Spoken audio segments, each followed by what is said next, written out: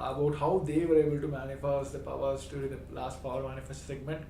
Especially we have seen the fruit orange. There are many ways that Paramashiva himself will start revealing to you. So now, let us also verify this round of answers now. Here is the picture of a book rack filled with completely of books were projected to you during this power manifestation segment. And if you have remember any, if you have seen any such image, or if you have, like Paramashiva showed you any book rack or a book, or it might be you've just heard about, or you have seen the Bhagavad Gita book, whatever you have seen during this power manifestation, please do share. And if you're able to manifest this power, please take a moment to record yourself and share it in a social media, and invite your friends and families also to please do join this wonderful journey of Paramashivoham with the Supreme Pontiff of Hinduism. So yes, with this, we'll be moving on to the next segment. It's today is a kind of power packed, and also we have a 1 day away from celebrating the Ganesh Chaturthi festival. So Ganesha is the embodiment of completions.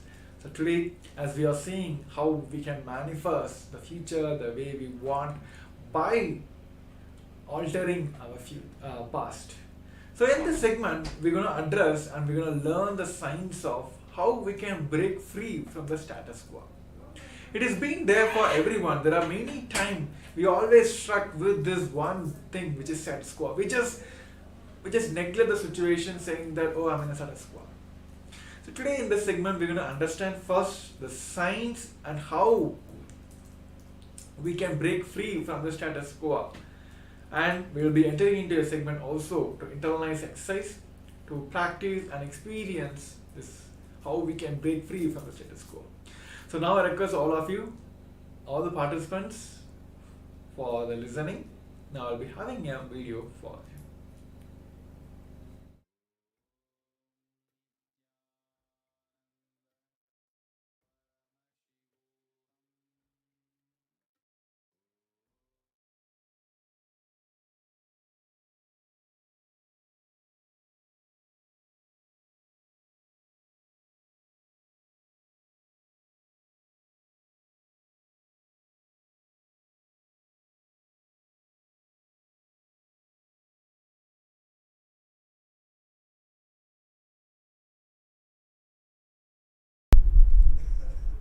The whole modern day education system is just to keep you in continuous confusion in the name of imaginary fear-based plans.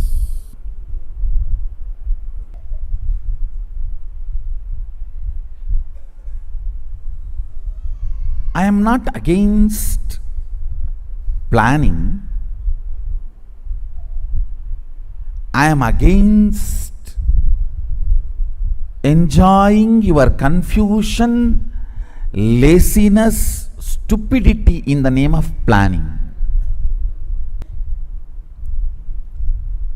Completely disconnecting you from reality and the requirements of the life is modern day education, where you are taught very well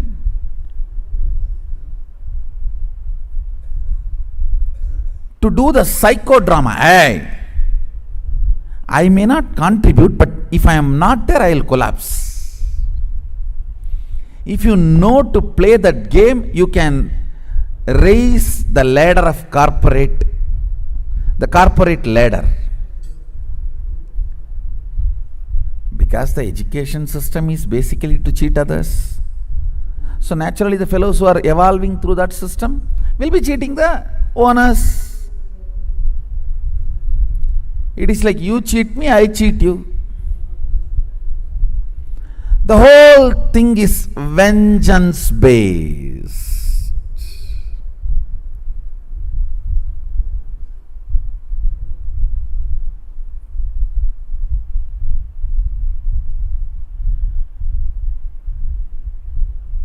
no doubt,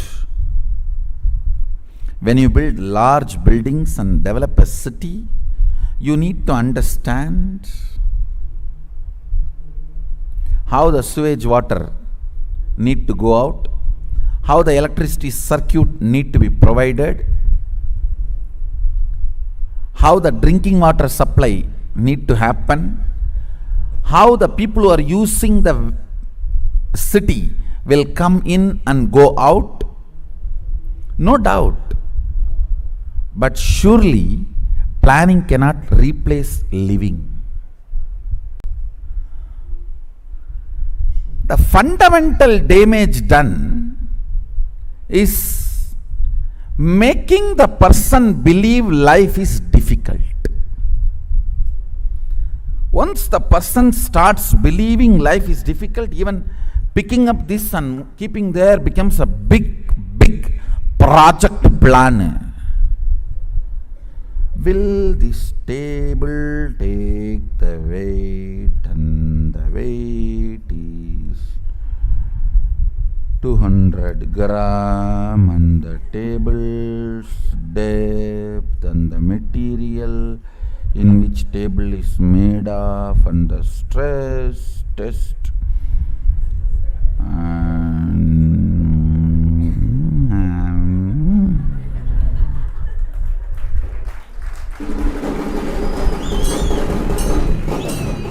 by then the logic to come to a decision conclusion is forgotten. Now, with what question you started thinking, what for you started your analysis is forgotten.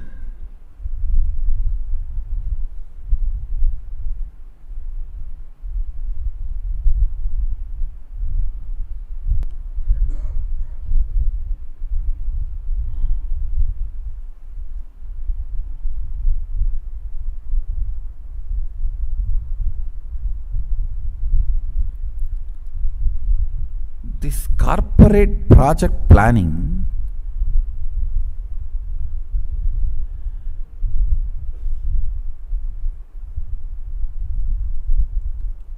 established in the fundamental false understanding life is difficult.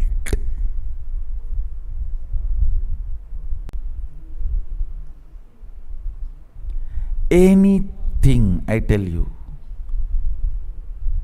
if you know to pick up the simple thought current, you can just go on breaking this stagnant attitude and the status quo, and go on be breaking. And I have seen people are afraid of breaking many things. Oh, then we will be just progressing. That is what? What else is life then? And not just expanding this city, expanding this universe is our life. I am looking at billions expanding their consciousness and having access to all the multi-dimensions of the universe. In every step of the life, in every move of the life, expanding is education, not entertaining confusion to justify your existence, not only feeling stuck, making that as a legitimate system is modern education. If somebody can verbalize beautifully and make a PowerPoint presentation about getting stuck, it is called corporate strategy planning meeting. End of the day, a few cup of coffee and burger, pizza, Coke bottles have disappeared. That's all, nothing else. Move. break the status quo. That is life. If you are studying about status quo, that is education. Nobody wants a report about status quo. Everyone wants only to break the status quo. Break the status quo. I am not interested in a report about the status quo.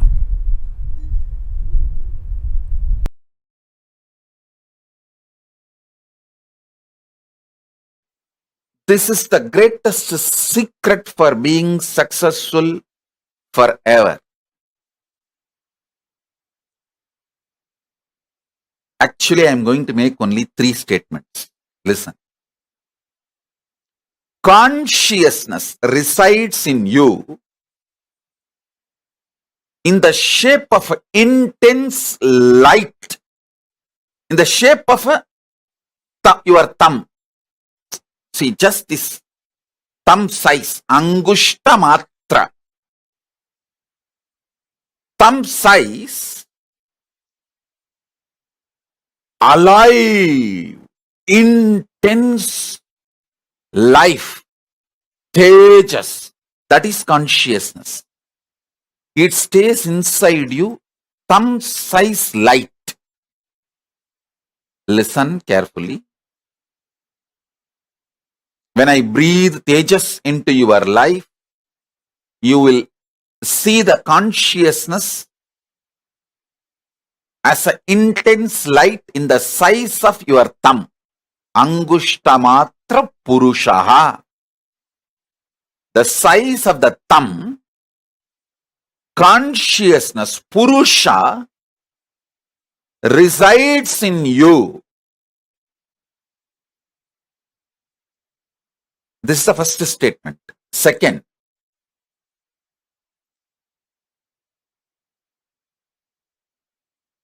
that Purusha is connected to all the minor chakras of your body. When I infuse energy into the Purusha of you, that Angushta Matra, your will to exist, your consciousness, your soul, it spreads to all the minor chakras and into your life. Listen. Listen to this. When that energy manifests into your minor chakras and from your minor chakras into your whole life, everything you want will go on be happening. And your consciousness, your free will to do right or wrong is your power. That size of the thumb, Angushta Matra Purusha in you, size of the thumb as a pure tejas, life, energy. Consciousness, your soul is staying inside you, which controls all the minor chakras. And that pure tejas, soul, can reflect Paramashiva himself. You don't need to feel shy in front of Paramashiva. His compassion, he made all of us from his own core material. See, the material out of which he made himself, the same material he took and made us also. Like the clay in which we make Ganesha, with the same clay we make the mouse, which eats all the Nivedyam we keep for Ganesha. The material with which Ganesha is made, out of the same material,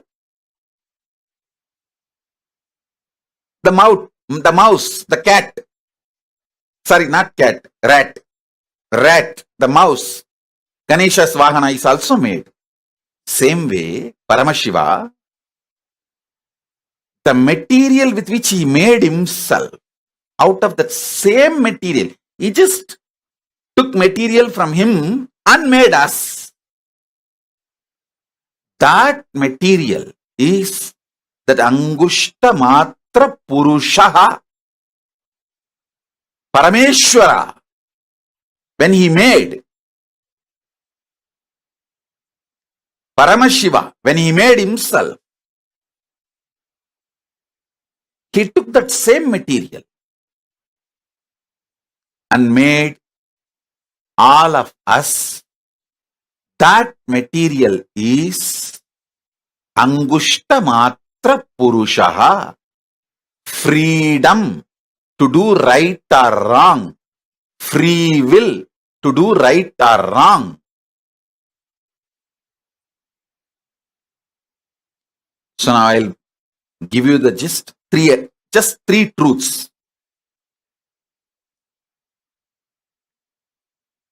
Your consciousness, free will to do good or bad, right or wrong, that is residing in you as Angushta Matra Purushaha, the thumb size conscious soul in you. First.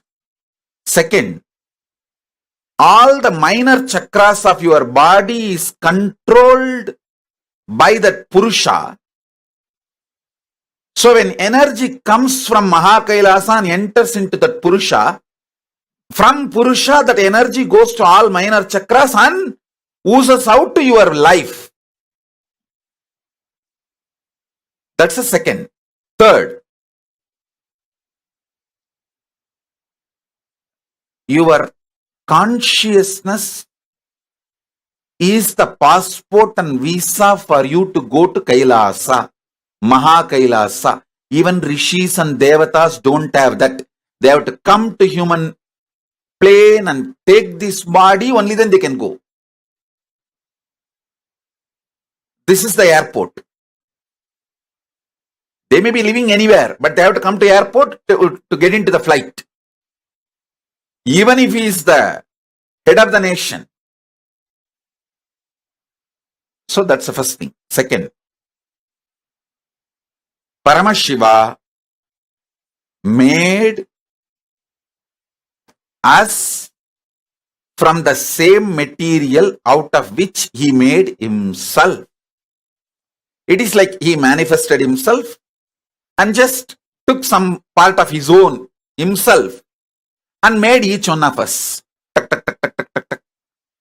And that part which he himself took it out of himself, that part is what is Angushta Matra Purushaha, thumb size consciousness. So now,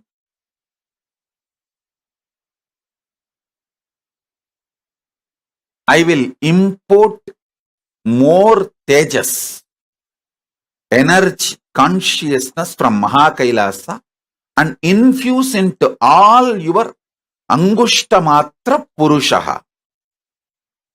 So, it radiates into your minor chakras and from minor chakras oozes out into your life. Swamiji, where in the body Angushta Matra Purusha resides? That actually differs from person to person. There is no such thing.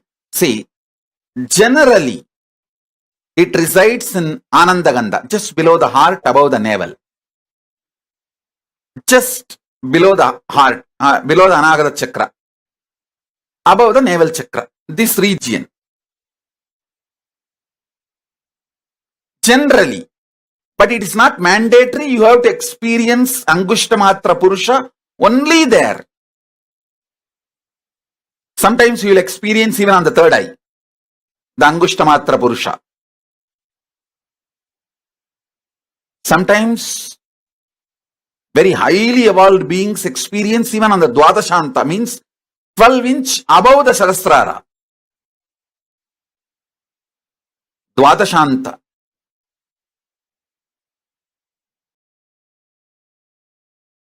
Each kshetra in Hindu tradition is considered as one chakra. For example, Tiruvannamalai is considered as a Manipuraka chakra, navel center. And Chidambaram is considered as heart chakra, Anagata chakra, heart center. Madurai is considered as Dwadashanta Sthala. That is why in my name, our national anthem, Kailasa national anthem, you will see Kailasonnata Dwadasanta Shyamala Pita. Kaila, among the Kailasa's manifestation, the highest Unnata, Dvatashanta. Madurai is considered as Dvatasanta Sthala, Kshetra. Angushtamatra Purusha can be experienced in any place. Is Angushtamatra Purusha same as Atma Rama? Yes. You can call it as Atmanada, Atma Rama, Atmeshwara, and all those words means the same. Angushtamatra Purusha. In Upanishad, we use one more word, Pratyagatma Chaitanya.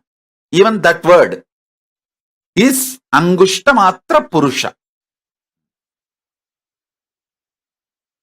Atma Rama can be used to say Angushtamatra Purusha. Atma Linga, even that word is used as an equivalent to Angushtamatra Purusha. Upanishad uses at least 20 different words to explain the Angushtamatra Purusha in the same meaning. So Atma Rama is one of the word. The Ramayatis, Ramayat Sampradayis, they call the same Angushtamatra Purusha as Atma Rama.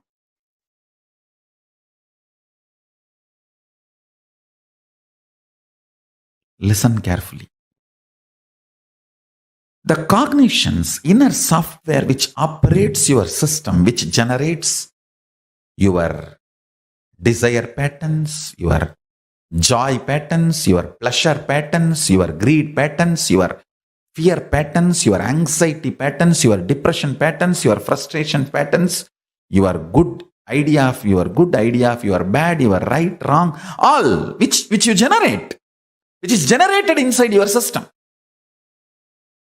continuously.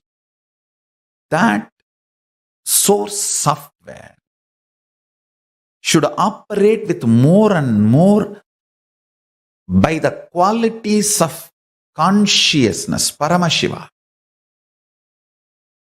not by the qualities and ideas of body, but by the qualities and ideas of Paramashiva, superconsciousness, consciousness, the state, space, powers, and being of Paramashiva.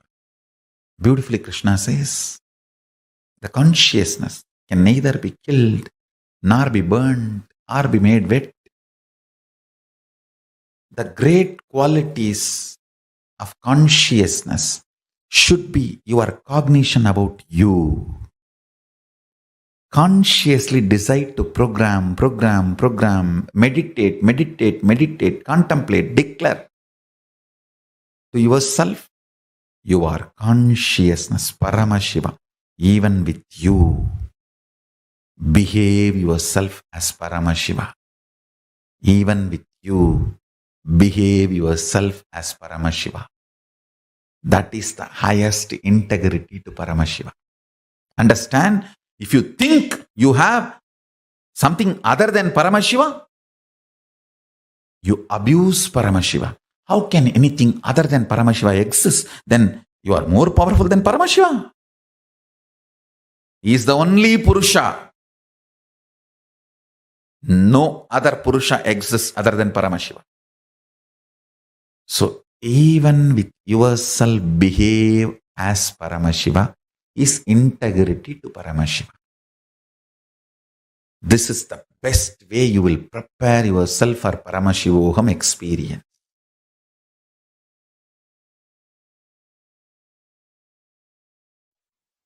Reality. Listen. Reality is what I am going to work now in this superconscious mutation process. Listen. You are alive. You are alive. That's the only reality. You have some amount of money. You have certain property. All this is imagination approved by society and law of the land, but not reality. How many of you are realizing it? Raise your hand. You are alive is only reality. You have some amount of money. Is your imagination accepted by your bank? You have certain properties. Is an imagination accepted by your country? You have wife or husband. Is your imagination accepted by your spouse? The day your spouse decides he or she does not accept your imagination of having a spouse, over. Bye.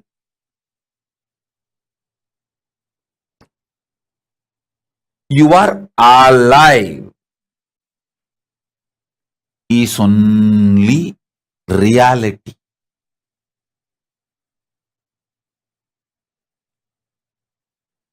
You are alive is the only reality. Everything else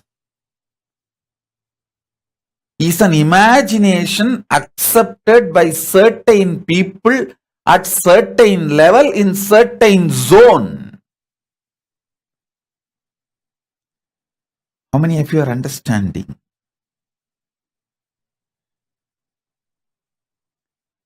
Other than you being alive, everything else is imagination. How many of you realizing this truth? Other than you are alive. That's the only reality. Listen, even if you think you have a 6 feet body, you have a beautiful body, or you have an ugly body, all this is also imagination inserted into you by certain people, accepted by certain people, and kept alive by certain people. Your shape, size can change anytime, and it is constantly changing. Sometimes more than 3 pounds a day you change. Up, down, 3 pounds a day you change. Listen. More the reality is infused by Paramashiva, his superconsciousness, more powers you manifest. Delusions disappear. Life becomes powerful, real, energetic.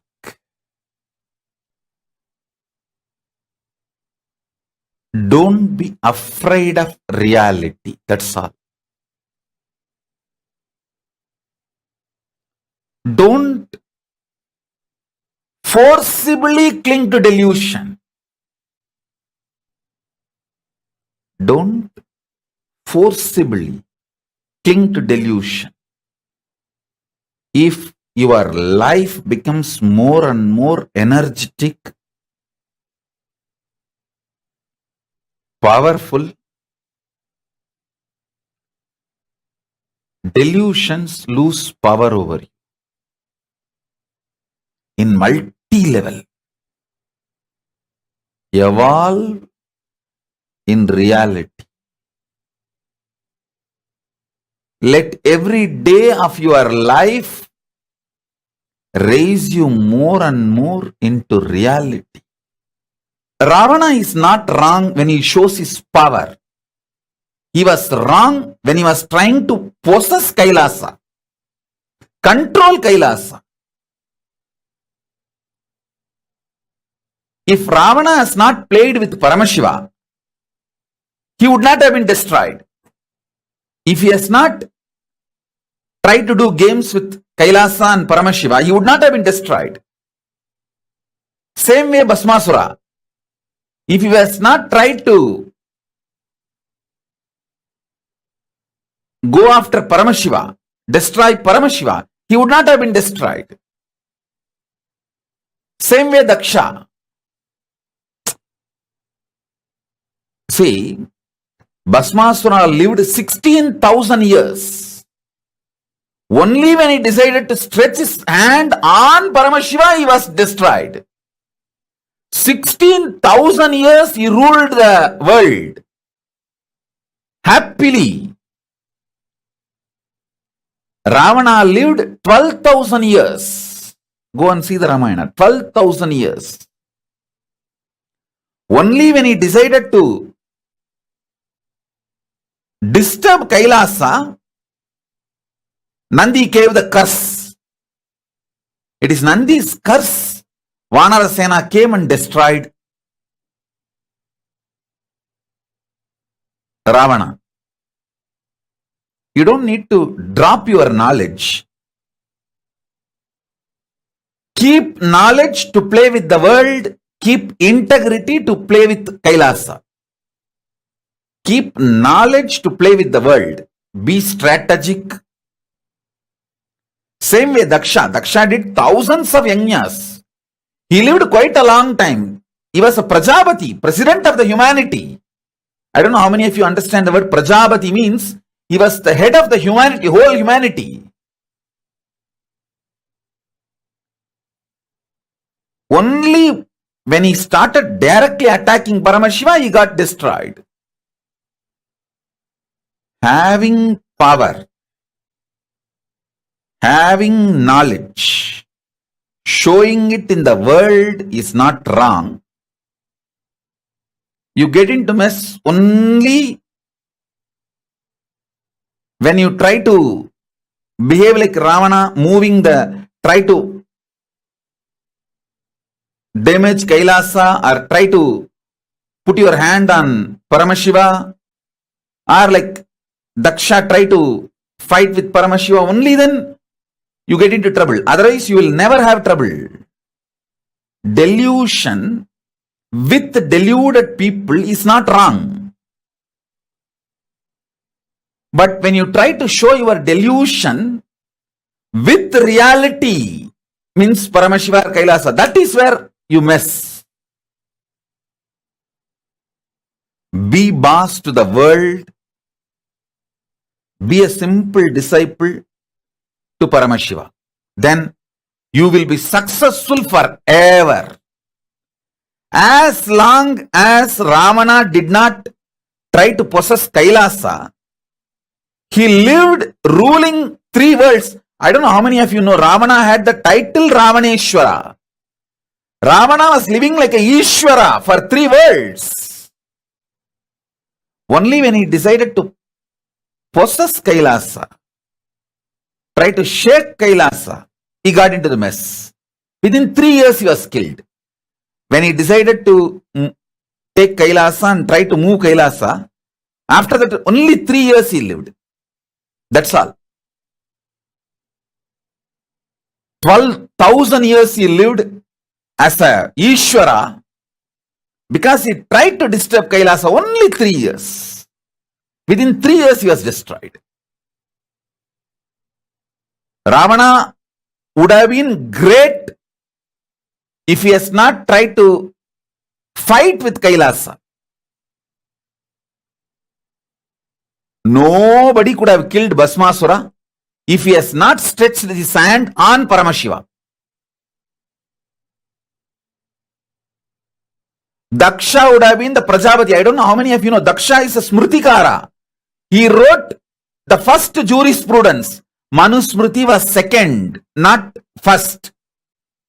Daksha Smriti was the first. Manusmriti was second. Because Daksha Smriti was discarded by Paramashiva, Manusmriti became popular. I don't know how many of you know. How many of you know that Daksha is the son-in-law of Manu? Manu's daughter is Daksha's wife. Because Daksha's Smriti was discarded, Paramashiva asked Manu to write one more Smriti. So Manu wrote the Smriti, that became the jurisprudence for human beings. Otherwise, the first jurisprudence was written by Daksha. Because he directly dared to attack Paramashiva, he was destroyed. Otherwise, he would not have been destroyed. Delusion being used with deluded people is okay. But don't try to use the delusion on reality. That is the only place where you mess it. Your delusion becomes too much. You think through your delusion you can play with reality. You can't sit in negotiation table with Paramashiva. You can't threaten Paramashiva. You can't use greed, fear, anything to deal with Paramashiva. Understand that. Simple, straightforward surrender. Conversational relationship. You will always win and protected. You will see everyone whom I am protecting and constantly winning in their life games. Just see, only thing they have is conversational relationship with me. That's all. And I know they will not try to use their delusion, fear, anger, violence, greed to deal with me. Use all that to deal with the world, not with me. If you use your delusion, you will make millions into billions in Wall Street. Because the whole Wall Street is delusion.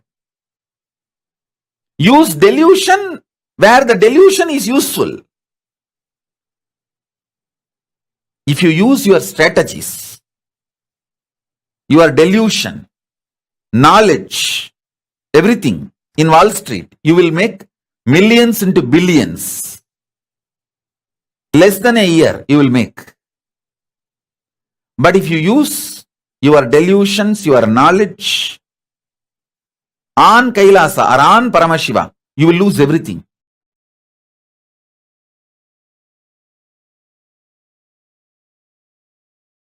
Om Nithyananda Paramashivoham. Om Nithyananda Paramashivoham. Om Nithyananda Paramashivoham. Om Nithyananda Paramashivoham. Om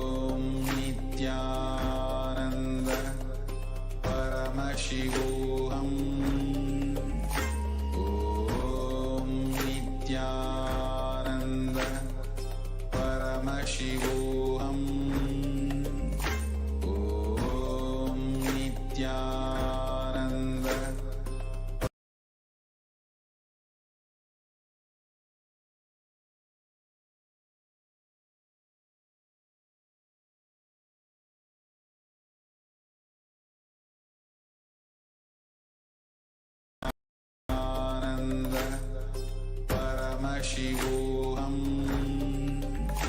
Om Nithyananda Paramashivoham.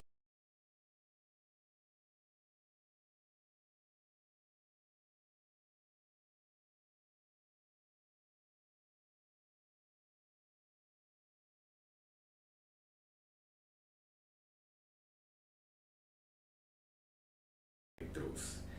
So here we can also hear from the Supreme Pontiff of Hinduism's life. The very example we all can cherish is directly from the Supreme Pontiff of Hinduism's life. So here you can see here the foundation for Kailasa started from the Adi Kailasa, where Supreme Pontiff of Hinduism have laid the first brick for the foundation of Adi Kailasa. It is not, maybe you can just see he is laying down the bricks, but there is too much deep we have to dive to understand how the very life of SPH can give us the breaking free status from the status quo. So here the statement from the Supreme Pontiff of Hinduism. He said, I made 72 bricks with my very own hand and baked it with a few bushes. That's the first construction activity I started in the campus. I have decided, come on, let me start making bricks. Maybe in 2 months I will make few hundred bricks. Then I will plan next for the constructions. So there's a direct word directly from the Supreme Pontiff of Hinduism. He never settled with that. So he went on for the further experience of the expansion. And also Bhavan has said that the construction activity of Adi Kailasa Bangalore, by you can see the pictures by him himself performing the ritualistic earth breaking ceremony and laying the first brick, which is handmade by the Supreme Pontiff of Hinduism. So now let us understand the greatest secret for being success forever. I think everyone understands the very famous quote also outside that success is not I would say it is not a destination, it is a journey. So how can we be greatest successor throughout the life? So the three things we have to understand is consciousness resides in you. The consciousness spreads to all the mirror minor chakras and into your life. Everything you want will go on happening. Your consciousness, you are free to do the right or wrong. So the very consciousness you have, which is residing inside you, which replicates in all the minor chakras inside you, and has the ability to decide whether to do right or not. So that is why the very principles, even the Paramashivoham, Swamiji always speak about the super consciousness. His teachings, everything resides around the consciousness, how we can experience this higher super consciousness. In the Shiva Sutras, Paramashiva says that his will is the energy of Shiva and it is called as Uma, the independent power of Sadashiva, and it is called as Kumari, the cosmic energy that plays. So you just understand, if you think you have something other than Paramashiva, you abuse Paramashiva. How can anything other than Paramashiva exist? He is the only Purusha. No other Purusha exists other than Paramashiva. If you feel that, oh, I'm a human being, I'm an intelligent, I'm a doctor, all that, yeah, you may be, that there are professions that is never been a definition for you. So other than you being alive, everything else is imagination. Everything else is an imagination accepted by certain people at a certain level in a certain zones.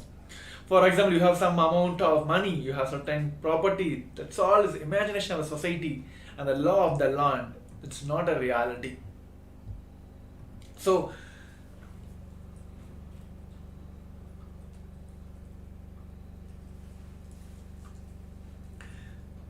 the core principle we have to understand from here is, whether you're thinking of yourself as a doctor, engineer, all that, just understand it is your profession.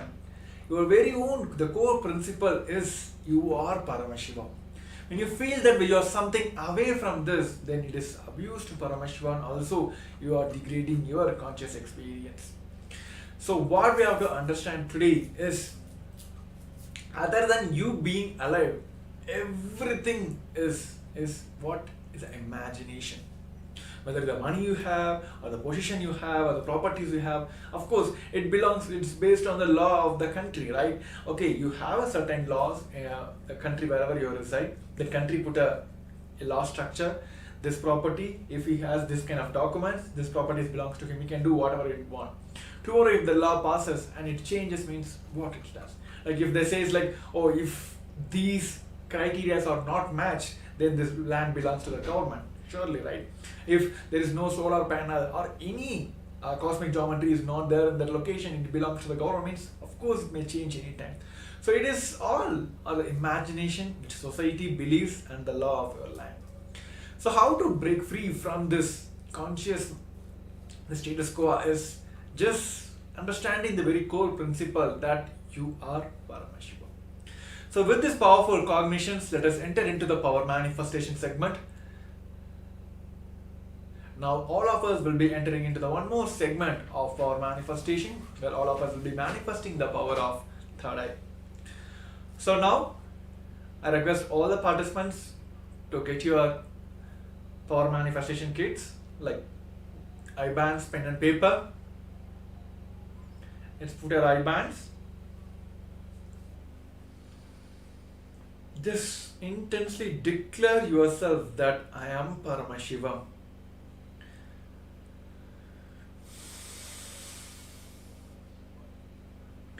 With that intense visualization that Paramashiva, Swamiji himself, is manifesting through this body. I am him. Let Paramashiva become the experience within me. With that subtle completion space, let us chant the Mahavakya, Om Nithyananda Paramashivoham. Om Nithyananda Paramashivoham. Om Nithyananda Paramashivoham. Om Nithyananda Paramashivoham. Let's continue chanting the Mahavakya intensely. Om Nithyananda Paramashivoham. Om Nithyananda Paramashivoham. Om Nithyananda Paramashivoham. Om Nithyananda Paramashivoham. Om Nithyananda Paramashivoham. Om Nithyananda Paramashivoham. Om Nithyananda Paramashivoham. Om Nithyananda Paramashivoham. Om Nithyananda Paramashivoham. Om Nithyananda Paramashivoham. Om Nithyananda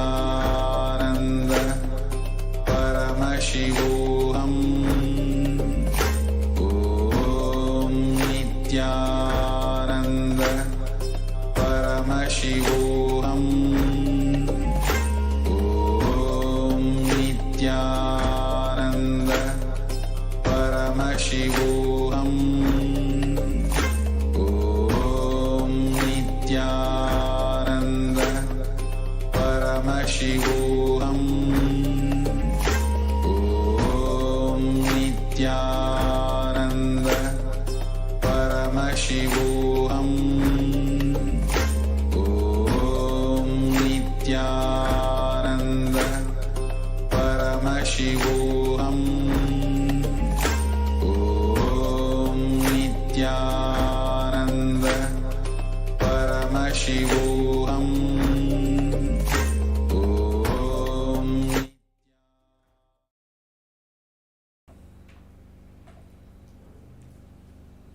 Yes, Nithyananda. So before starting that, I think few participants have asked some of the questions. How can I experience? I still feel that I'm a human being. I think doesn't want to name them on the forum. I think one of the participants who are watching us live have asked, like, I still feel like I'm a born baby, and also as I experience, I feel like I'm still engineer, not able to progress in I'm a higher conscious being. So let us boils down to one truth. It has always been a contradictory for us. When you feel that I am Paramashiva, you always have the so many thought process which comes into place. Oh, I have this, I have to do that, I have to do this. The same thing, people raise the same kind of questions. How I can be in an unclutched space? How can I be in the unclutched space? I have to remember my pay bills, everything I have to pay. It is not about you forgetting everything. You being in the space of like complete completion where none of these thoughts hold you for that. It's the same way here. Let us design one thing. Let even whether it's a success or a blame, let us put it on him, because he is declaring this. Swamiji himself is declaring that you are Paramashiva. All these breakthroughs, it is, I will say, like once again called as a Leela. He'll just give this to you, that you play with it. The oneness you're experiencing, the simple belief and trust you have for him, that gives the tremendous experience for you. Whether we call it as a completion or superconscious breakthrough or unclutching or like experiencing oneness, Advaita, Paramashiva Advaita, whatever we can call it as, at the end it boils down to that simple integrity you have for him. That's all. It's boiled down there, that's all. Even today, when he says that you are Paramashiva, start believing, start living as if you are Paramashiva. If you're feeling that anything away from that, oh, I'm this, I'm that, I'm that, I'm an engineer, I'm a doctor, these are the society have given you title, but it is not that you are that, right? And many people feel like, this is me. Like the moment you ask about who are you, they'll just imagine themselves as the body with which they have now. Of course, the body and mind, when Paramashiva lands on you, when energy pours on you, you need a physical medium to observe all that, right? That is why there's so much science have been empowered on the principle of understanding your own body and mind, all that. But at the end, you are Paramashiva. You are one and you are seen as the universe exists. So with this powerful space that you are Paramashiva, start declaring yourself. You will manifest that space of Paramashiva, and the whole entangling process happening through the Bhavasamaya Darshan. The same thing, you'll just radiate him through this medium, through the Bhavasamaya Darshan, he radiates to you. That is the best part of we having Paramashiva himself as our beloved Guru in our life. So yes, so with this powerful space, let us enter into this power manifestation segments. You declare this one truth inside you, that you are Paramashiva. He will just radiate through you. So now, I request all the participants to prepare the power manifestation kits ready for the power manifestation. Please bring your Atmalinga, Krishna Shila, Atmamurtis, all the spiritual alchemy products he has given you. It's all to like remind yourself every time, for you to entangle every time, to remind and be in the space of Paramashiva. So yes, let us enter into the power manifestation.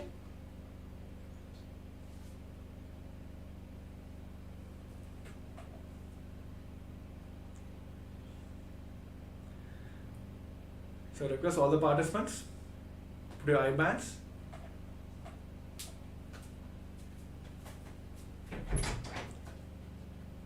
Make sure it is completely tight. No lights are getting inside. Just sit in a comfortable position.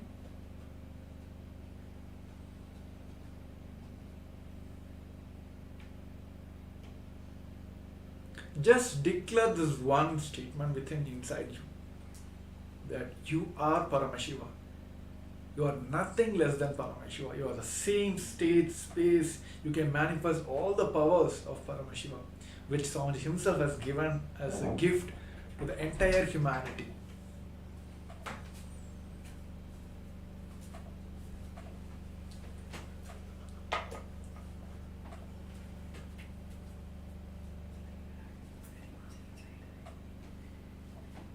Let us sit straight, head and spine in the straight line. With that powerful, that completion space, the strong visualize strongly that Swamiji himself, Paramashiva himself, is manifesting through you, manifesting through your third eye as Maha Paramashiva, 25 heads, 50 hands and 75 eyes.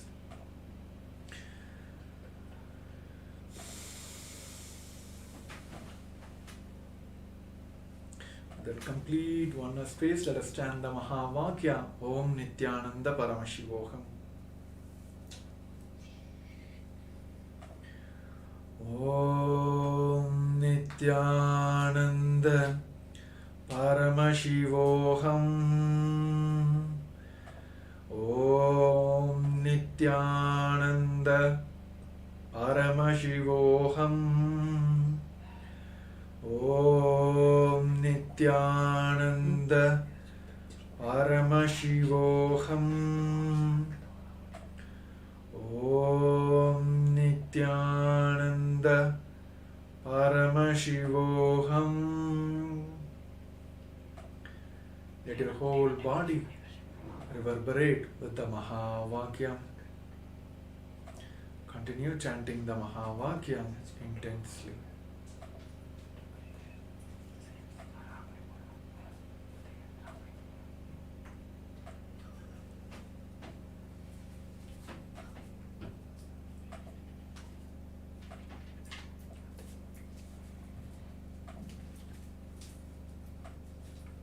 And during this power manifestation, if any of you feel any obstacle, please post in the Zoom chats and also on the YouTube lives.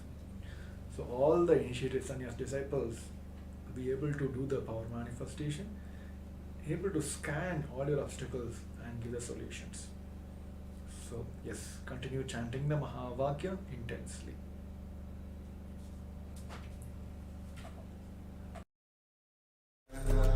Paramashivoham. Om Nithyananda Paramashivoham. Om Nithyananda Paramashivoham. Om Nithyananda Paramashivoham. Nithyananda Paramashivoham. Om Nithyananda Paramashivoham. Om Nithyananda Paramashivoham. Om Nithyananda Paramashivoham. Om Nithyananda Paramashivoham. Om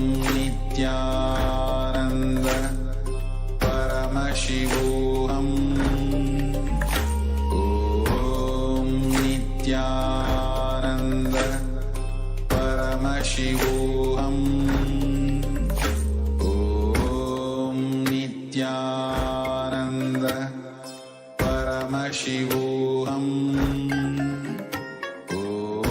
Om Nithyananda Paramashivoham. Om Nithyananda Paramashivoham. Om Nithyananda Paramashivoham. Om Nithyananda Paramashivoham. Om Nithyananda Paramashivoham. Om Nithyananda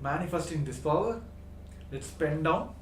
And all the viewers who are watching us on YouTube and other social media platforms, please take a moment also in the comment section. You can also post what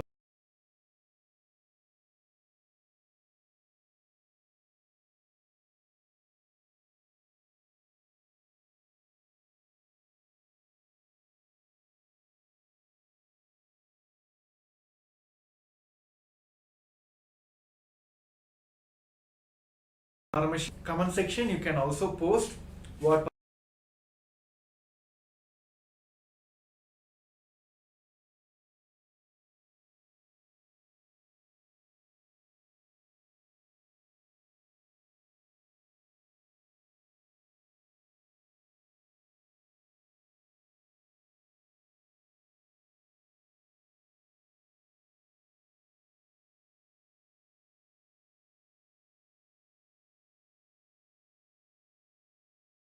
Paramashivam. Om Nithyananda Paramashivoham. Om Nithyananda Paramashivoham. Om Nithyananda Paramashivoham. So those who are all watching in the YouTube and Facebook and Twitter, please use the comment section, the default comment section, where you can also share what sound revealed to you during this power manifestation segment. Yes. So without no ado, let us verify our answers now. So here, this is a picture which is projected for you during this power manifestation segment, which is a typically office building with a glassy finish. This was projected to you during this power manifestation segment. I think now many of you may easily able to relate, oh, I remembered my office time, or suddenly my office came into my mind because tomorrow is a Monday, I have to get back to my office routine, all that. See, these are the ways, many ways that Paramashiva, Swami himself, will start manifesting these powers to you. Like start revealing to you beyond the two eyes. So now, our responsibility now is take this moment, enjoy this moment and share with everyone. Let this moment maybe like how we will keep a wall of frames, that we will keep like best moments in our life and put it a wall of frame in our life, like in our house, right? It can have multiple purposes. The moment you look at those frames, you will just remember those incidents, how the whole scenario was. Maybe you graduated from a 12th grade with a A plus or a first graduation, first class. The moment you see that picture, it always gives you that same kind of feeling, bio-memory, bio-energy, everything, that you can go back to that same incident and relive the entire incident. So you will have the same experience how you had that time. Same way, whenever you start manifesting these powers, moment you finish power manifestation, make yourself and make your own video and share it on social media. Tomorrow, whenever you feel that you're struck with the delusion or you're not able to manifest this power, you just need to come back to this video and watch. The powerful cognition which helps you to manifest today same powerful cognitions will help you manifest later also. So that is the core principle, the core benefit of making this moment share with multiple people. And of course, whenever you share the happy moments, it multiplies in, I would say, no, we can't call it as a numbers, right? So that is the reason I request all the participants who are manifested, and even if you are yet to manifest, put it in that way, I'm yet to manifest these powers. So right, yes. I think with this, we'll be moving on to the next segment. This segment is specifically for the people who asked the question, how can I manifest? How can I be in the state of that I am Paramashiva? So let us all understand that anything other than that I am Paramashiva, if you're having anything in your life, just decide and be clear, it is a delusion. Anything other than in your life that you feel that I am this, I am that, all that, oh, this is there, that is there, I have to become, I have my career, all that. Anything other than you being Paramashiva, you feeling that I am Paramashiva is a delusion. Maybe today world is very, I would say, like widely speaking about Maya matrix, right? So this is what Hinduism have taught us, like Sanatana Hindu Dharma has given us a core principle in our life that I am Paramashiva. So anything other than that, it's a delusion, I would say call it as a Maya matrix. Either the Charya Pada or Kriya Pada or Jnana Pada, all this put together to give us an experience that I am Paramashiva, Paramashivoham. Anything other than that, what you experience, what you're having now, what you want to have in your life is all delusions. So now we're going to have a short video clip from the Supreme Pontiff of Hinduism where Swamiji himself gives this very right understanding about how the entire world, this whole Maya matrix works.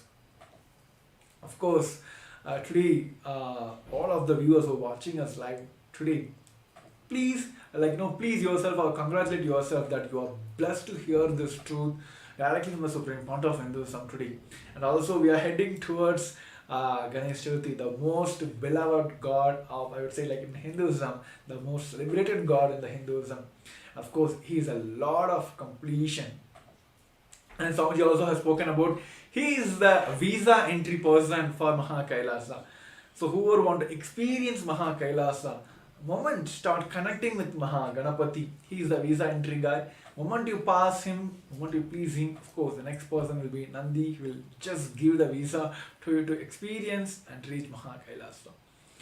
So now let us understand directly from the Supreme Pontiff of Hinduism that how we are struck with this Maya matrix. So before getting into the video, I request all the participants to put your understanding of Maya matrix, or if you understand about what is Maya matrix and what are the Maya matrix you are struck with.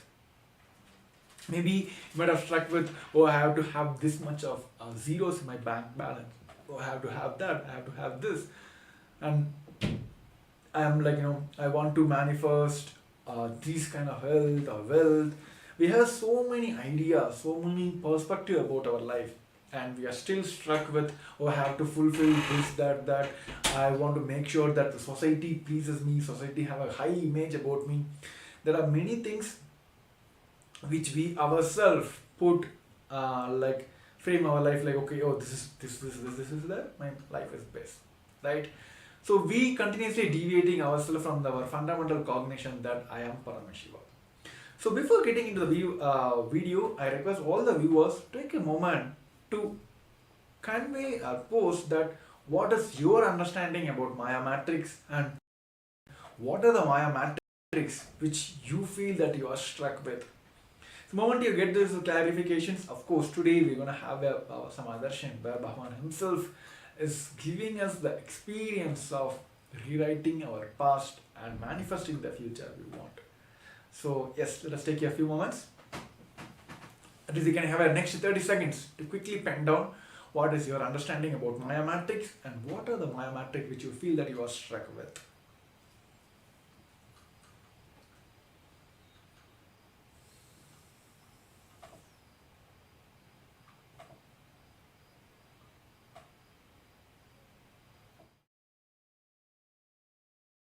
Also enter into the video. Now let us listen from the Supreme Pontiff of Hinduism the science of decoding the Maya matrix. Then we'll understand how we can get rid of all these delusions and Maya matrix, how we can break free from all this.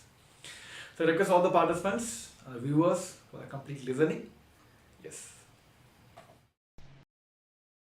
Everything in your inner space which does not allow you to manifest Sadashivoham is fear. It is like a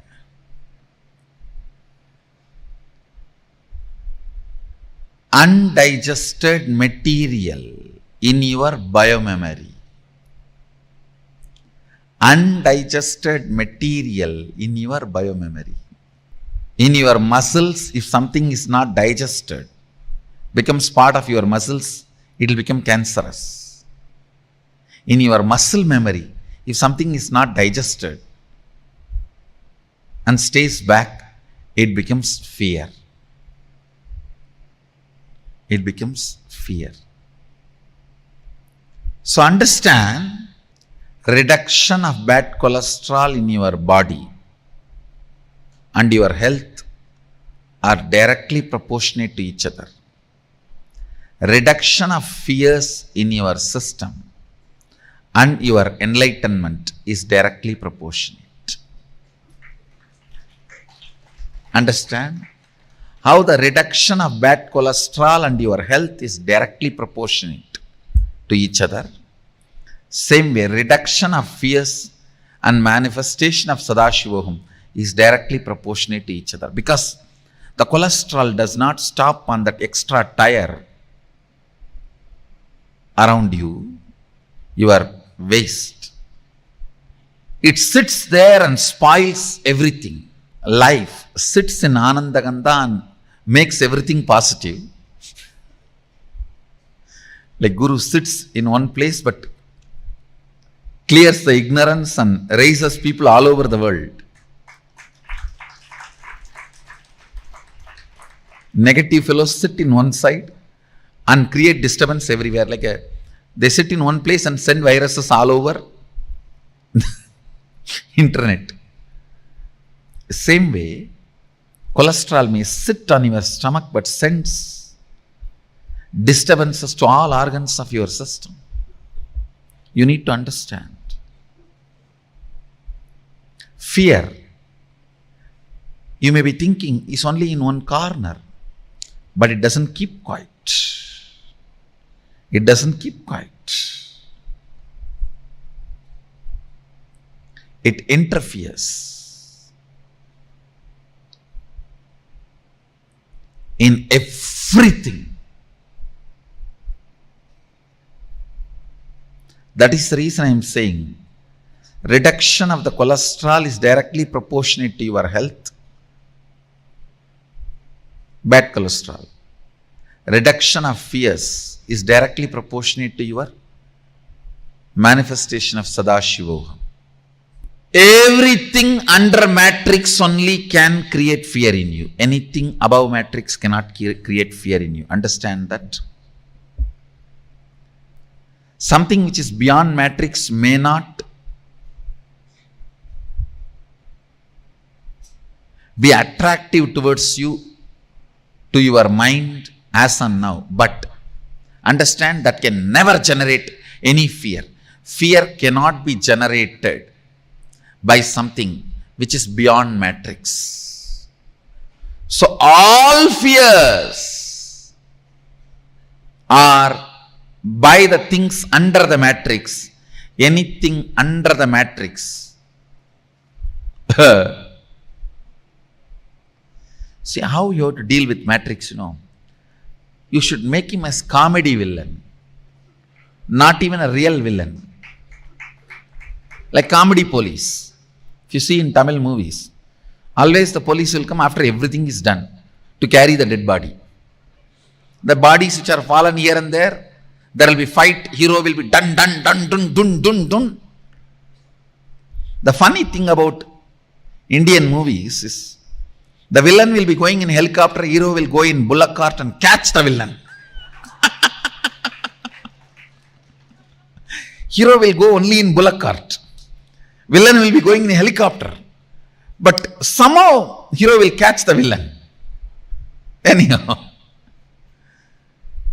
make your matrix comedy villain, comedy police. The way you have to deal with this,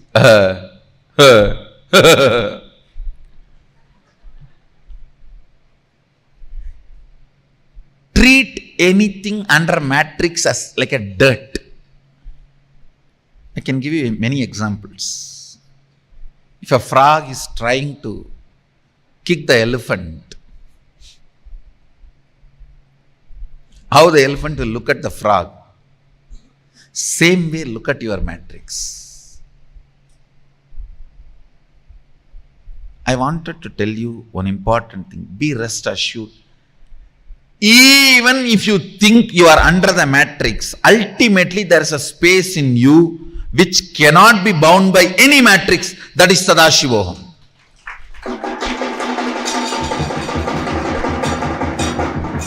Ultimately, it does not give up on you. When you melt down the fears, you will understand what I am saying.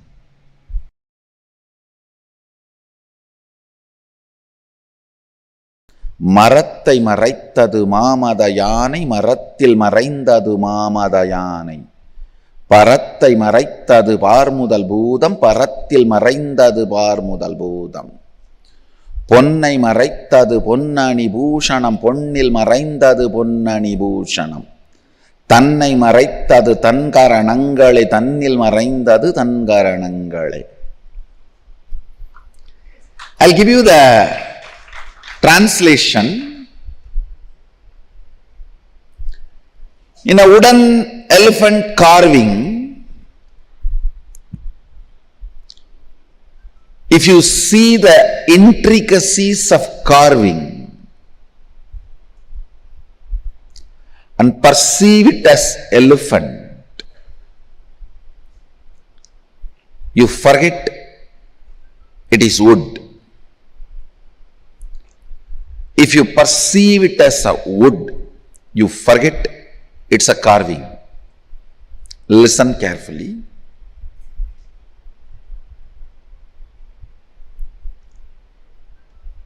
When you get involved in every intricacy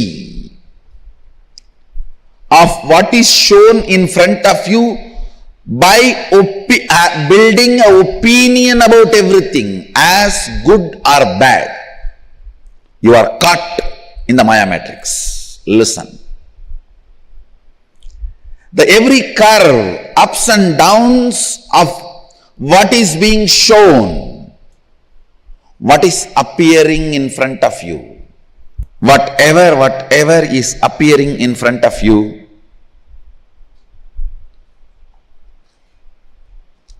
listen carefully. Getting involved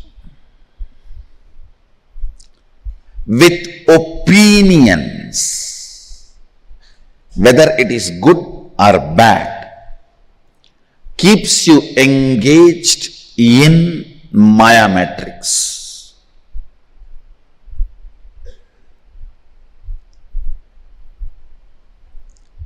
If you build opinion about every person, every situation, everything around your life, you will polarize the whole life. All this good for me, all this bad for me.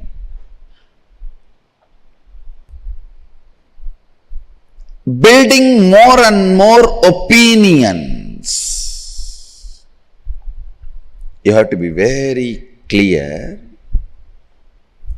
Building more and more opinions about the things you are seeing within the matrix keeps you engaged with the matrix and establishes matrix's authority over you. Understand? Building opinion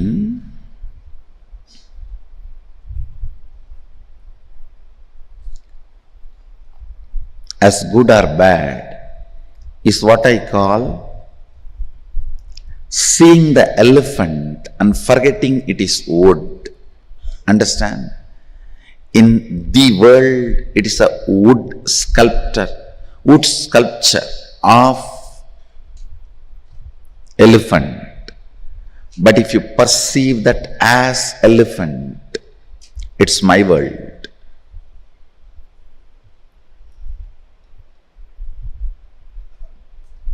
It may look very funny, but I should ask this question. In your iPad, when you are seeing some video clip about cobra or python or a big snake. How many of you don't even touch the iPad where the face or the head of the snake is? Raise your hand. Do you remember you are all adults? And it cannot bite you from inside the iPad. Listen.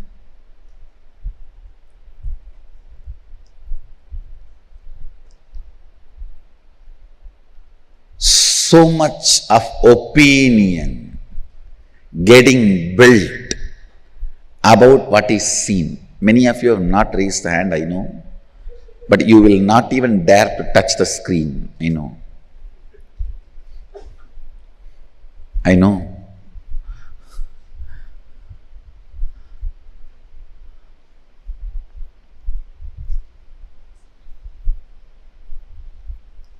Now in LED screen, if I project a huge cobra which is moving, a video about the cobra, let me ask and let me see how many are able to touch the LED screen. Listen. It may be very simple pattern. It may look too simple, but it is not. I want you to contemplate on it. It is one of the very important revelation I wanted to share today.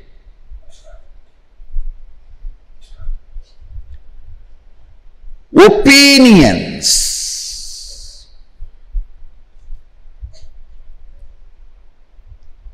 Building opinion about everything is taught to you as knowledge.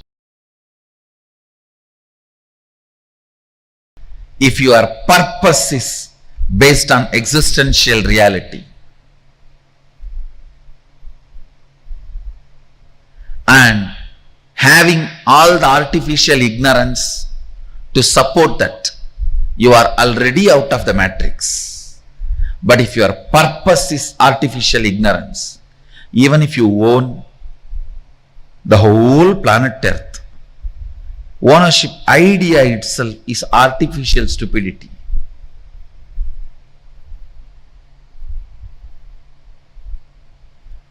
Within the matrix, anything you do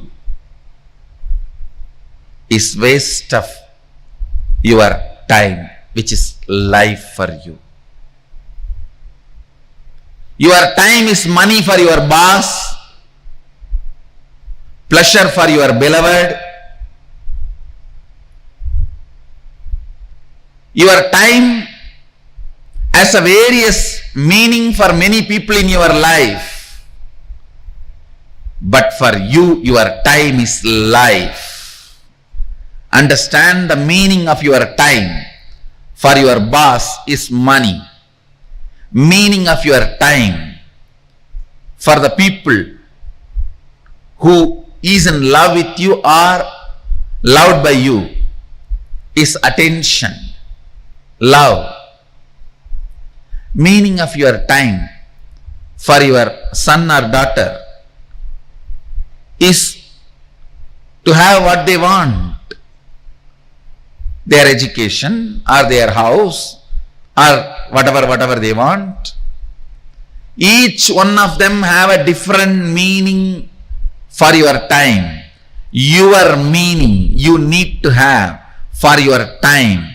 The word your time, the meaning you need to have is your life. Understand, if your purpose is existential reality and artificial ignorance, artificial intelligence of the matrix is used to support it, great, you are out of the matrix. But if your purpose itself is artificial ignorance or artificial intelligence,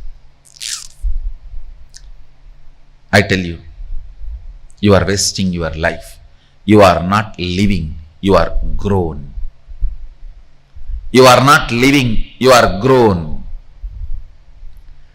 When you hook your gadgets to the grid, be very clear, you are hooked, not your gadgets. When you hook your gadgets to the grid, you are hooked to the grid, not your gadgets. Your gadgets are the tub in which you are sleeping and you are hooked.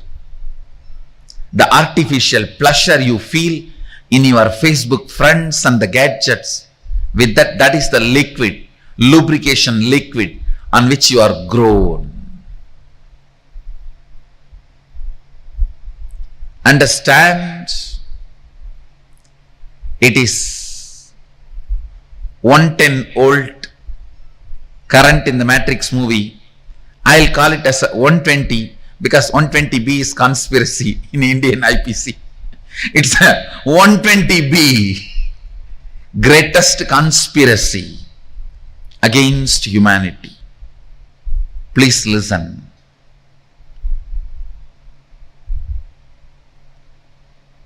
If artificial intelligence or artificial ignorance, which all of us commonly accepted and created, if that becomes the purpose of your goal,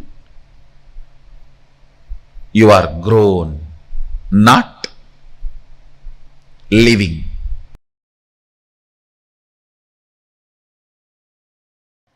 Jiva, listen, the individual existence, perceptional,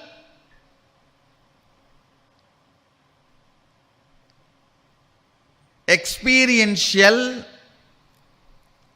comparative, all put together. Your individual existence is Jiva. It goes through 25 states of consciousness.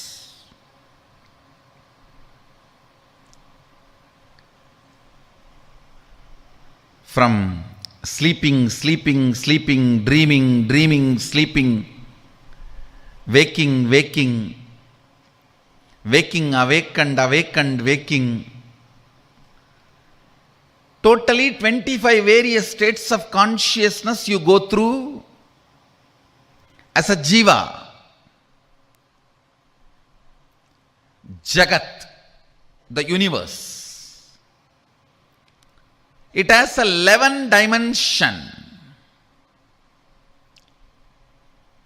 Length, breadth, depth is all you know. Time and space still scientists are exploring. But various permutations and combinations of length, breadth, depth, time and space forms 11 dimension. That is the Jagat, universe. Sadashiva, Ishvara, who manifests as 5 dimension and unmanifest part of him. That is Ishvara. Listen. Jiva, soul. Jagat, universe. Ishvara, Sadashiva. The matrix between these three is called Sri Vidya.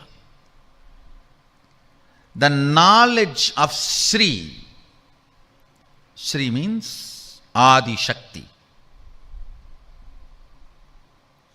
The knowledge of Adi Shakti is the knowledge which will liberate you from this matrix. Understand?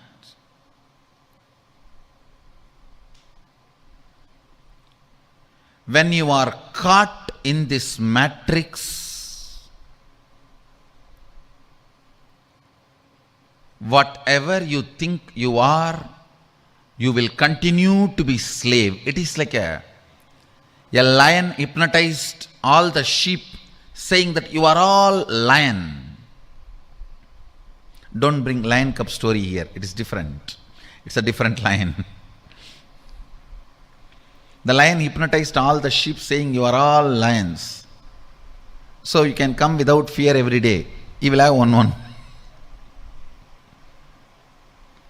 Even what society teaches you, the choices as freedom is nothing but you being hypnotized. You being sheep and hypnotized as lion. Understand?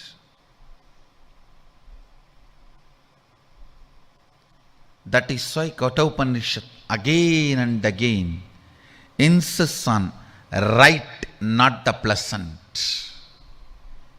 If both can come together, great. If you have to make a choice, always right, not the pleasant. Because most of the time, in the form of the pleasant, enters matrix into you. Listen.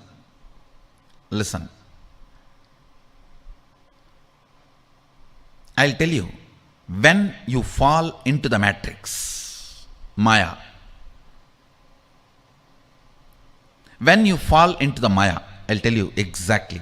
Listen carefully.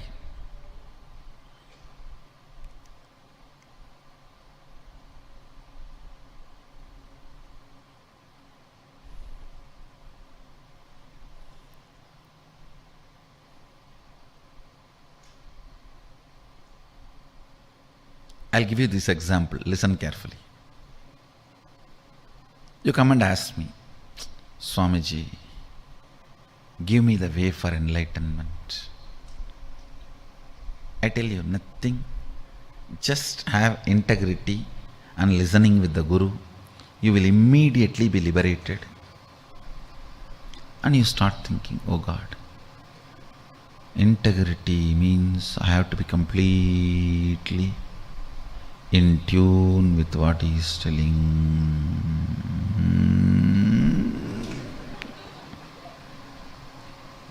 And listening.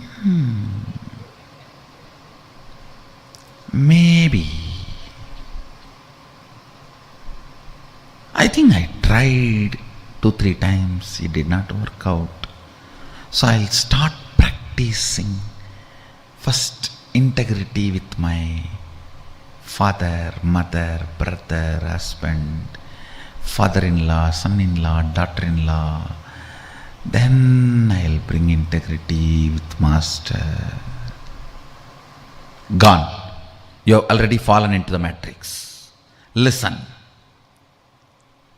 If you feel, the moment you feel, I tried being integrated and listening, but enlightenment did not happen.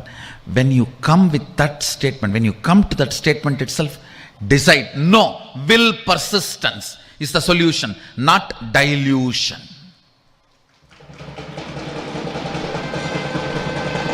Understand the first principle. The first principle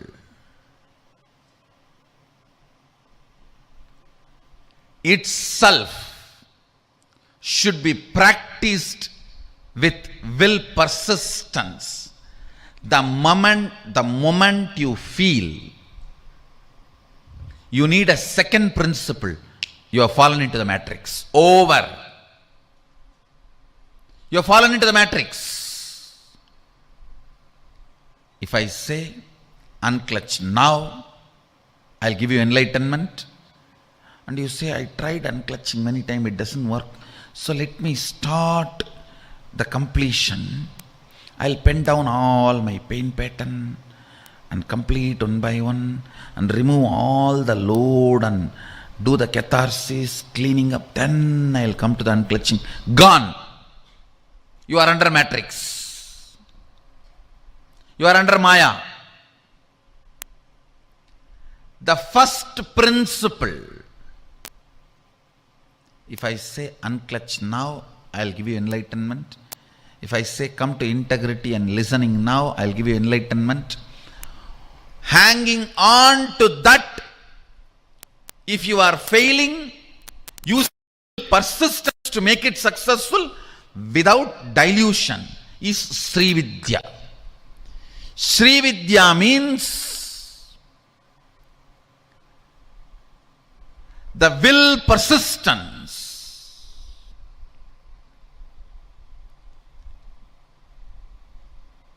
To master the mystery of the matrix, how this Jiva Ishvara Jagat is spinned around, how this Jiva Ishvara Jagat overlaps on each other, how this Jiva Ishvara Jagat coordinates with each other, how this Jiva Ishvara Jagat moves with each other.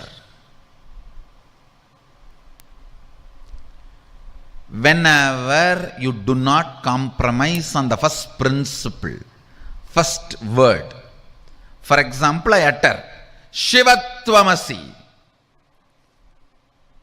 It means you are Shiva. Then you declare Sadashivoham. Decide to be in that space. If you are missing, use will persistence to be in that space again and again. But the moment you decide, it is not happening, so let me pick up some methodology or some situation, some completion, some process, something through which I will travel and reach Sadashivoham. Gone. You are under matrix. You are under Maya.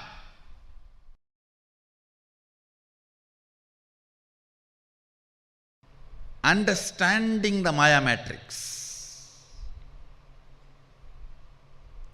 ferociously breaking from it, using all your ferociousness to make one hole into that Maya matrix and getting out, reaching the spaceship. Then, using the same ferociousness to break the Maya matrix, being inside. That is what is manifesting powers. Listen carefully. When you manifest powers, you are not letting any of the rules, regulations, bondages, powerlessness of the matrix come to any agreement with you. Matrix tries its best. Let's have a contract. You don't expose me.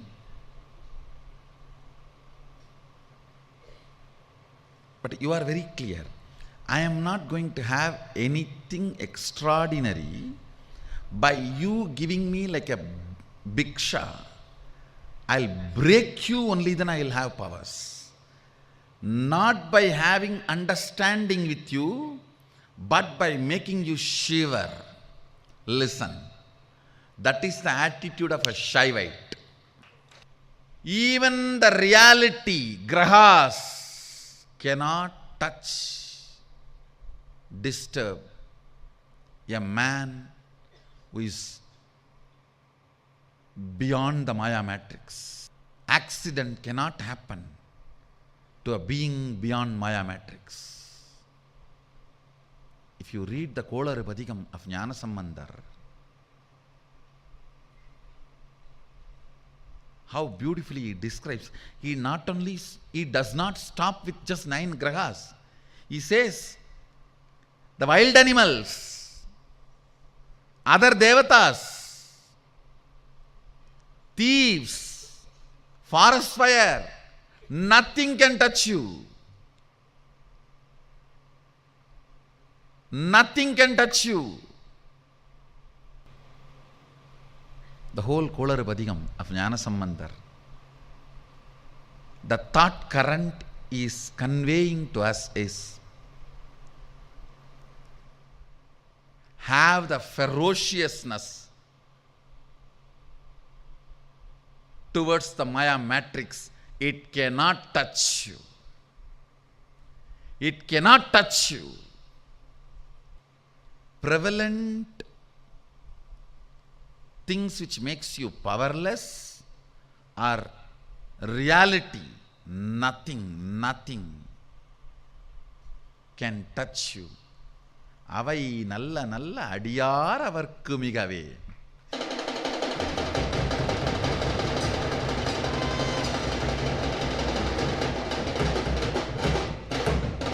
That's the beautiful word he uses ending the every stanza.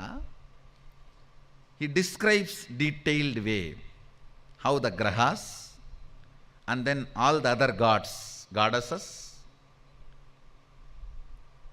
and the gods of the directions, nakshatras, rashis and wild animals, nothing can touch you. Understand? The ferociousness with which you need to handle Maya matrix, you can learn from this one Kolaru Padigam of Jnanasammadamurti. Tirunavukkaras Peruman, another saint tells Jnanasammadamurti, don't go to Madurai now. Neither the grahas are right, nor the situation there is right. Jnanasammadamurti never listens to anybody other than Sadashiva. He does not care about anything which is under the Maya matrix. Veyuru Dolibangan Vidamunda Gandan Viganalla Vinay Dadavi Masaru Dingal Gangai Mudimel Anindin Ulame Bugundadanal Nyayiru Dingal Sevai Budan Vyadan Velli Sanibambirandu Mudane Asaru Nalla Nalla Avai Nalla Nalla Adiyar Avarku Migave. See the thought current.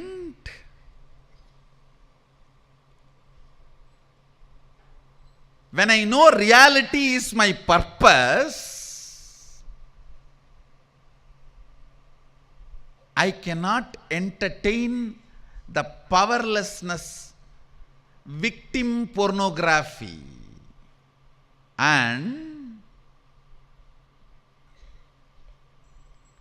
I cannot be affected, I will not be affected by any of this powerlessness. The child, see the ferociousness. One more thing, it is not the arrogance of ignorance, no. The way he describes all the possible obstacles which can come shows very clearly he is aware of all that. See, out of ignorance, what can happen? That is different. Here he is not out of ignorance, he is describing everything. He is describing everything. Yenbodu kombu aadamai இவை மார்பிலங்க எருதேறி ஏழையுடனே பொன்பதி மத்த மாலை புனல் சூடி வந்தென் உளமே புகுந்தாதனால் 9 ஒன்றும் 6 18 உடனாய நாங்கள் ஆள்கள் அவைதாம் அன்போடு நல்ல நல்ல அவை நல்ல நல்ல அடியார் அவர்க்கு மிகவே. He is describing every possible danger. And then he says, all that will be only good for the person who is carrying Sadashiva within him, who is beyond matrix. His purpose, because his purpose is beyond matrix, he does not bother about anything which is under the Maya matrix. The ferociousness you need to have to handle the Maya matrix. Understand? Here, see the way structure. First, he defines the Sadashiva, how he is in his heart. Then only he describes even this poverty pornography items. He is not describing this first. He is not describing ஞாயிறு திங்கள் செவ்வாய் புதன் வியாழன் வெள்ளி சனிபாம்பு இரண்டும் வேயுரு தோழிமங்கன் விடமுண்ட கண்டன் மிக நல்ல வீணை தடவி. No, he is not describing the problem first. Please understand, the fellow who does not know the problem also is not complete. The fellow who thinks about the problem first also is not complete. Neither the ignorance of the problem will solve the issue, nor putting that as a first is going to solve the issue. A proper right solution. First, be very clear. The matrix has no place in you. Beyond Maya matrix only sits in your heart. He says, Veyuru Dolivangan Vidamunda Gandan. Even the description of Sadashiva, see, Veyuru Dolivangan Vidamunda Gandan means the worst matrix. Alahala, that itself is swallowed and kept in his throat. Even the description of Sadashiva, who is beyond matrix, is sitting inside me. It's a beautiful story, actually. After having the whole alagala in his throat, he is playing veena, Rudra veena, and enjoying the taste. You need to know, Rudra veena can be played only when you are in high awareness. It means even the alahala cannot make him miss even awareness. After drinking alahala, he proves he is in the highest awareness by playing Rudra veena. Understand this 3 word. Again I'll remind. First, understanding the matrix. What is your inner space holding as purpose? Is it prevalent ideas or existential reality that decides whether you are under Maya matrix or moving out of Maya matrix? Understanding Maya matrix. Second, being ferocious with Maya matrix. If you are already bitten by Maya matrix, even with you, be ferocious. With that part of you, be ferocious. And break from the Maya matrix. And same ferociousness will manifest as powers within the Maya matrix when you play.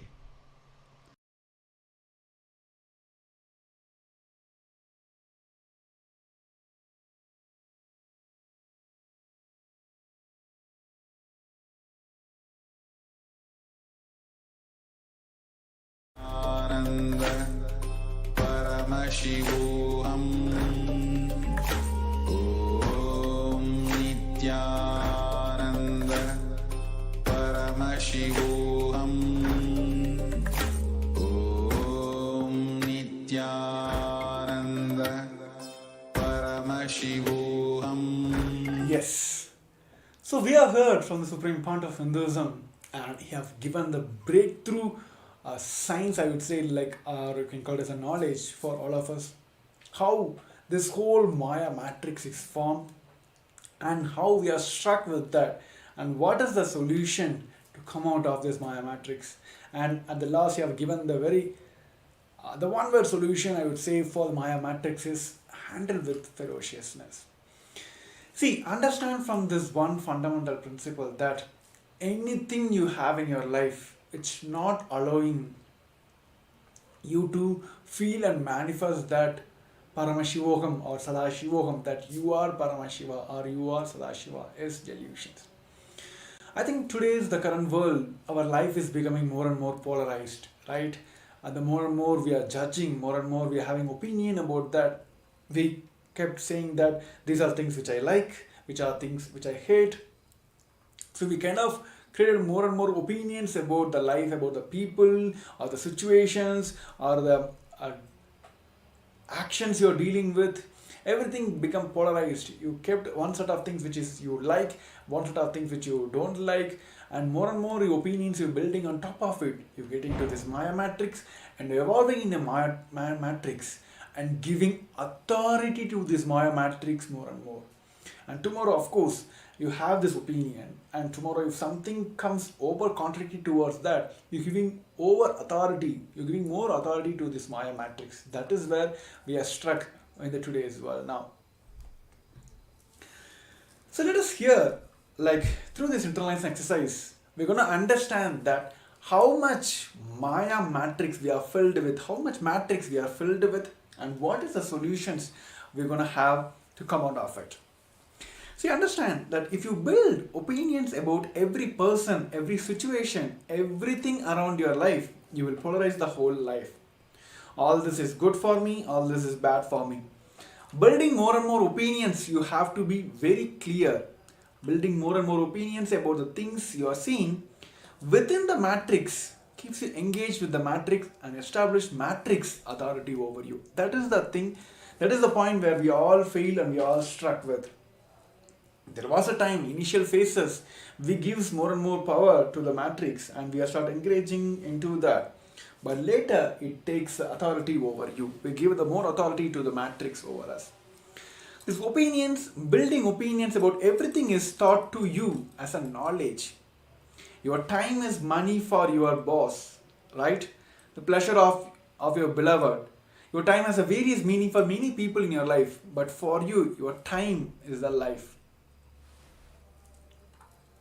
If your purpose is based on existential reality and having all the artificial ignorance to support that you are already out of the matrix, but if your purpose is artificial ignorance, even if you own the whole planet Earth, ownership idea itself is the artificial stupidity. So sit today and try to understand how much of you is matrix filled and Maya matrix filled. So let's take a moment now. I will guide you. This whole process is a guided meditation. We'll be guiding you to the step-by-step process. Understanding the matrix, what is your inner space holding as purpose? Is it like prevalent ideas or existent reality that decides if you have under Maya matrix or moving out of Maya matrix? First, let us understand your understanding about the Maya matrix.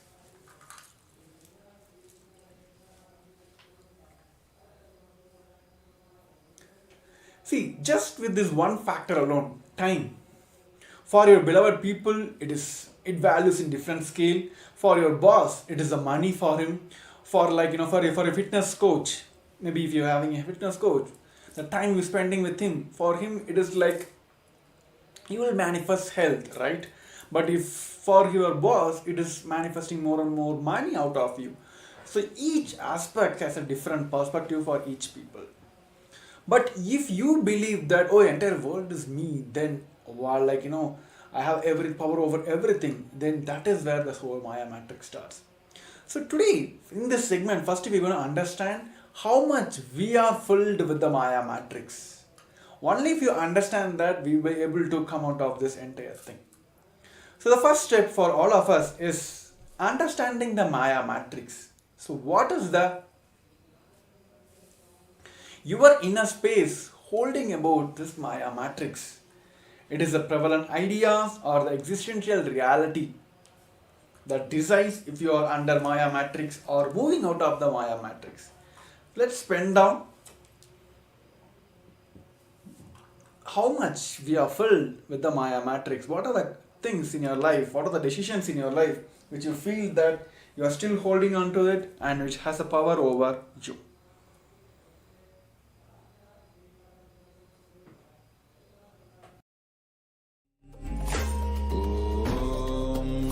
Nithyananda Paramashivoham. I think maybe I can give you a small example. This Maya matrix can be even simple as this is.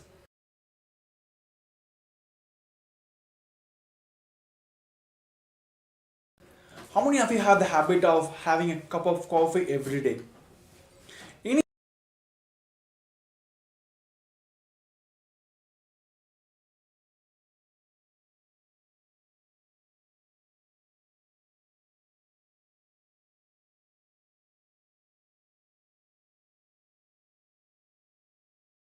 initial days, like you might have heard like, okay, moment I woke up in the morning, maybe in the Western culture, right? But Sanatana Hindu Dharma, in what Swamiji has given as a lifestyle for us, the very day start with yoga and intense yoga and puja and satsang. Then you start your day. So you'll be power packed. You're filled with so much of bliss inside you, active, like full activism inside you. But okay, there might be people like who have this lifestyle of, even if you are in the vacations or if you are outside your homeland where you don't able to practice all this. There are many situations you might be forced to do this. Like starting your day itself, you have to get into the work. Those are the moments you might have felt like, okay, having a cup of coffee may help me to get boost my activism. Get a work up from the cozy mentality, start looking at your systems and start working on something like that, right? This might have started this way, where you felt like having a cup of coffee can give you a little boost. But over a period of time, you started believing this is the matrix. You're stuck with your matrix that only if I have the coffee, I will be able to do perform like active mode. But over a period, it goes smooth. You won't feel that you are stuck with the Maya matrix unless you have the cup of coffee every day morning. The day when you are not able to manifest a cup of coffee in your table, there you will get hit, right? You will completely, the entire Maya matrix is a kind of web, will sit on your top and say that you cannot be active unless you have the coffee. Then if you're forced to have you don't have a coffee at that day, the whole day will be ruined saying that I cannot be active because I don't have a coffee in my day. So as simple as it is, that's how we are struck with the Maya matrix, and this Maya matrix having the more authority over you. This can be simple as it is. So now I request all the participants and the viewers who are watching us on all the social medias, please take a pen and paper now and pen down what is your understanding about the Maya matrix and how much you are filled with the Maya matrix. So let's pen down now.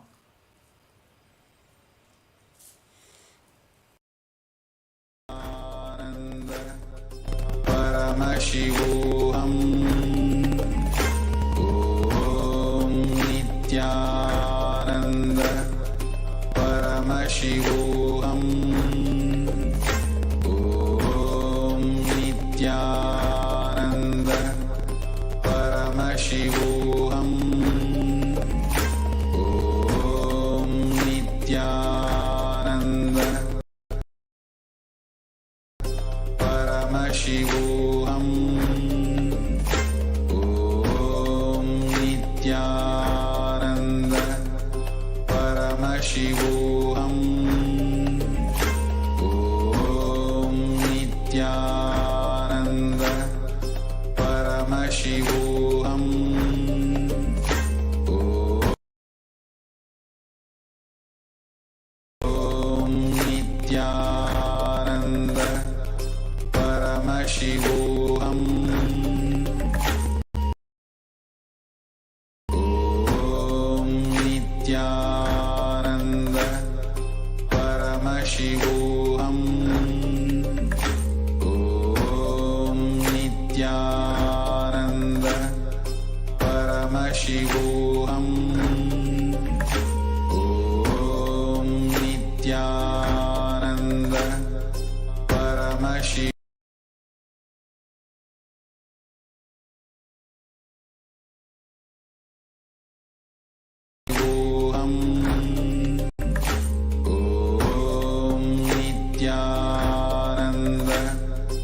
Nithyananda.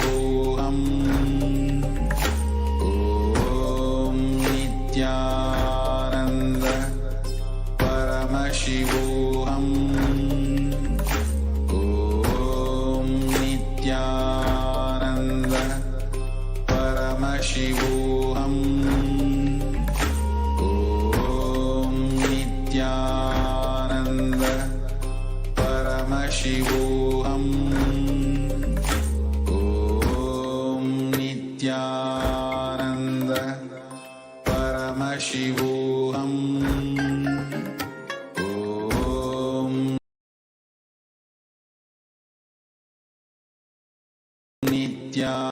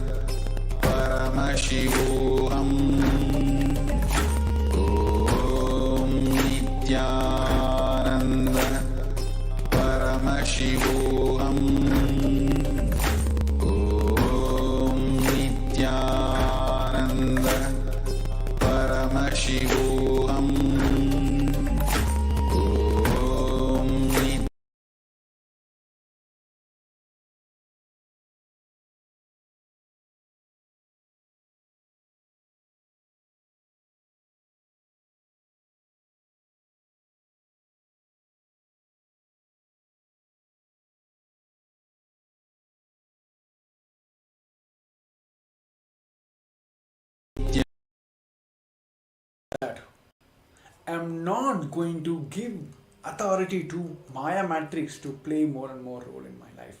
Have authority over me. So decide now that ferociousness is the key to break out of the Maya Matrix. Whether it's like breaking your Maya Matrix that you need a coffee in your life, or that your entire life is filled with so responsibilities, I have to fill that, I have to fill that, all that. Just boil down. Act on every actions you're doing in your life, whether it's leading you to experience I am Paramashiva or not. Whatever it may be, the food you're eating, the clothes you're wearing, whether it is leading you to just start thinking from this side. Be ferocious with yourself of how you can manifest and be in the state of Paramashivoham. Right? So yes, so with this, we're coming to this end of this segment. And now we'll be moving on to the next segment, which is the powerful segment, which is the past life regressions. So going back to the past and completing and altering our entire past itself. So this segment will be hosted on a private medium, which is will be on the Zoom, and will be hosted for our Zoom participants, those who are participating in the Paramashivoham level 3 season 3 participants. So all the viewers who are watching us live on social medias like Facebook, YouTube, Twitter and Instagram, I request all of you to take a moment to visit paramashivoham.org and join the private session for this wonderful segments. So we'll be having maybe like a 5 minutes gap for all of you to take a moment to register yourself for being part of this Paramashivoham. Please head to paramashivoham.org. It's a registration link. It's a quick process where you can register, and you will be directed to the Zoom room where you can join and attend the most important segment of today. So yes, of course, almost like 1.5 hour, we're going to have a live Baba Samaj Darshan from the Supreme Pontiff of Hinduism. So it is a preparation process I think I would say like the second key process of today is, the first is Baba Samaj Darshan and the second is this past life regression process. So I request all of you that this segment will not be telecasted on your social medias for various reasons. So we request all the participants to take a moment, register for paramashivoham.org and join us on this segment. And all the participants who are watching us and being part of in the Zoom room, please prepare your place ready, in a sense like have a comfortable seating position, make sure your cameras are turned down. If you want to have a cup of water, I want to use the restroom, please finish and join us in 5 minutes. We're going to start the process in 5 minutes. And all the viewers who are watching us live, I request all of you to please head back. The registration link is projected on the down, paramashivoham.org, and please register yourself now and join for this program. I'm telling you, please don't miss this opportunity. And it is the best process. It gives a tremendous breakthrough in your life. Just how you can, it gives the entire science of how you can rewrite your past itself. So yes, join back.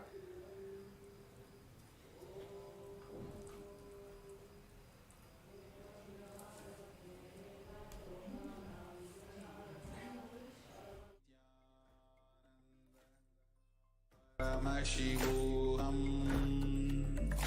Om Nithyananda. Paramashivoham. Om Nithyananda. Paramashivoham. Om Nithyananda. Paramashivoham. Nithyananda. Paramashivoham. Om Nithyananda. Paramashivoham. Om Nithyananda. Paramashivoham. Om Nithyananda. Paramashivoham. Om Nithyananda. Paramashivoham. Om Nithyananda. Paramashivoham. Om Nithyananda. Paramashivoham. Om Nithyananda. Paramashivoham. Om Nithyananda. Paramashivoham. Om Nithyananda. Paramashivoham. Om Nithyananda. Paramashivoham.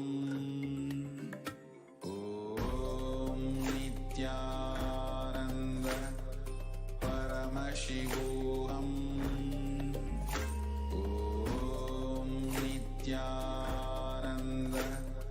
Paramashivoham. Om Nithyananda.